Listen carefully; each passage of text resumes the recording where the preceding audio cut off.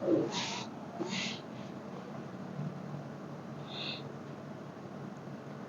सभी को जय मसीह की। खुदा के अनुग्रह में आप सभी का स्वागत है आपके चैनल गॉड्स एंजल में। हम बात कर रहे हैं मन फिराव के लिए। आज हम देखेंगे कि मन फिराव में हमारे जीवन में खुदा किस रीति से कार्य करता है, हम किस रीति से नई सृष्टि बनते हैं और परमेश्वर का वचन हमारे जीवन में किस रीति से कार्य करता है। तो मैं आपको वचन में लेके जाना चाहता हूं। हम वचन में से पढ़ेंगे उत्पत्ति की पहली किताब, उसमें से पहला अध्याय। जो परमेश्वर है, बाइबल का खुदा है, वो युगायुग एक सा खुदा है, उसके कार्य करने के तरीके बदलते नहीं। तो परमेश्वर का वचन और आत्मा का प्रकाशन हमें यह सिखाता है कि जब पृथ्वी बेडोल और सुनसान थी तो परमेश्वर का आत्मा उसके ऊपर मंडराता था। परमेश्वर ने पहले दिन अंधेरे और रोशनी को अलग किया। बेडोल और सुनसान जो हमारा जीवन है, मसीह को जानते हुए भी उसके ऊपर पवित्र आत्मा, परमेश्वर का आत्मा मंडराता है और वो चाहता है कि आपके जीवन से अंधेरे को अलग करें। और वो करते भी ऐसे ही हैं कि जिस दिन मन फिराव के लिए आप कदम उठाते हैं और जब वचन को ग्रहण करते हैं किसी दास या विश्वासी के द्वारा, तो पहले दिन आपके अंदर से अंधेरे को अलग किया जाता है। हर वो इंसान जानता है जो मसीह में है कि मसीह को जानते हुए भी हम एक पाप का जीवन जीते हैं, गलतियां और गुनाह का जीवन जीते हैं। खास करके वो जो मसीह घरों में पैदा हुए हैं, जो मसीह स्कूल्स में, कॉलेजेस में पढ़े हैं। उसके बाद भी हम अपनी जो उम्र के हिसाब से, उम्र की उस दौर में बहुत सारी गलतियां, गुनाह जो मसीह के वचन के विरोध में होती हैं, फिर भी करते हैं। उस नजरिए के चलते हमारे अंदर से उस अंधेरे को निकालकर अलग किया जाता है और सिर्फ हम में रोशनी रह जाती है जिस दिन हमारा नया जन्म होता है। हम चलते हैं अगली प्रकाशन की ओर।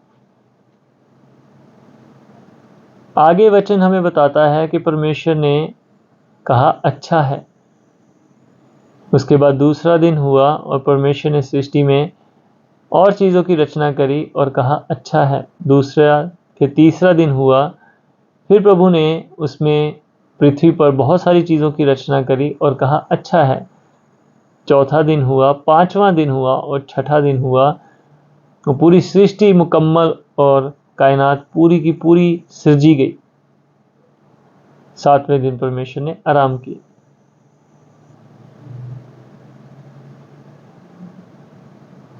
आपके जीवन में खुदा इस सृष्टि को 6 दिन में बनाता है।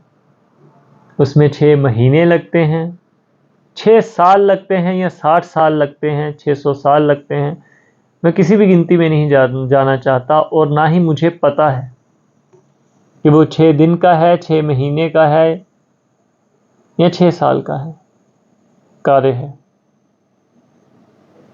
मगर मैं इतना जानता हूं और ये मैं प्रभु में होकर आपको सच सच बताना चाहता हूं कि जो अनुग्रह, जो रोशनी, जो मन फिराव, जो माफ़ी आपको मिली है, जो माफ़ी मुझे मिली है, मुझे उस माफ़ी में, उस अनुग्रह में, उस रोशनी में अपने आखिरी सांस तक विश्वास योग्य रहना है।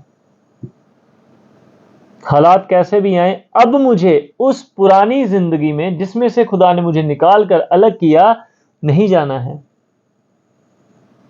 मुझे उस माफ़ी को अपने जीवन में पहला स्थान देना है। उस रोशनी को जो प्रभु ने पहले दिन मेरे अंदर डाली, उसे पहला स्थान देना है। और हमेशा याद रखना है कि मुझे खुदा ने उस पाप की जिंदगी से निकाला है। अब मेरा सफर आगे की ओर चलेगा, पीछे की ओर नहीं चलेगा। और मैं ये ऐसा आपके लिए क्यों कह रहा हूं? क्योंकि मैं जानता हूं कि दुष्ट मेरे पीछे पड़ा है और वो एक मौके की तलाश में है कि कब मैं इसे फाड़ खाऊं और तबाह कर दूं। और उसकी दौड़ मेरे आखिरी सांसों तक बनी रहेगी, क्योंकि उसके बाद कोई सताव नहीं, उसके बाद कुछ नहीं।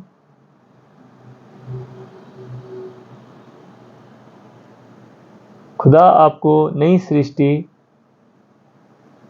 उसी दिन बनाते हैं जिस दिन वो आपके अंदर से अंधेरा निकाल देते हैं। बाकी तो सफ़र का हिस्सा है, बाकी तो उस 7वें दिन के आराम के लिए अनंत जीवन तक का सफ़र है। ये प्रकाशन आपके जीवन में कार्य करे।